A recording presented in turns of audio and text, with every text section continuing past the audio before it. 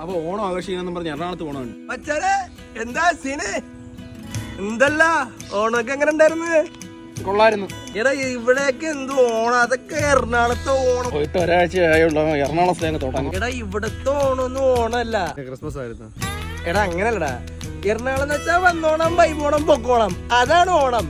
എടാ ഇവിടത്തെ പോലെയുള്ള എറണാകുളം രാവിലെ ഉറങ്ങണേറ്റ ഫോറം മാള്, ഒബ്രോ മാള്, വൈകിട്ട് ലുലു മാളിൽ നിന്ന് കറങ്ങി ഫോട്ടോ വെച്ച് കറങ്ങി മറൈൻ ഡ്രൈവ് ചെയ്തിട്ട് ചിക്കനെ കണ്ട് വൈപ്പടിച്ച് കലൂർ സ്റ്റേഡിയത്തിൽ കയറിയിട്ട് ചായ കുടിച്ചപ്പോഴത്തേക്ക് ഒരു നൈറ്റ് വൈബാവും. അപ്പൊ തട്ടയുടെ കയറി 2 തട്ടുദോശ ബീഫ് വരട്ടി എല്ലാം തിന്നിട്ട് രാത്രി ഒരു 3 മണിയൊക്കെ ആകുമ്പോ ക്യൂണിസ്റ്റേലിരുന്ന് ഇങ്ങനെ കായലും നോക്കി വൈബടിച്ച് അത് തിരുവനന്തപുരത്ത് കിട്ടൂല വെച്ചാൽ.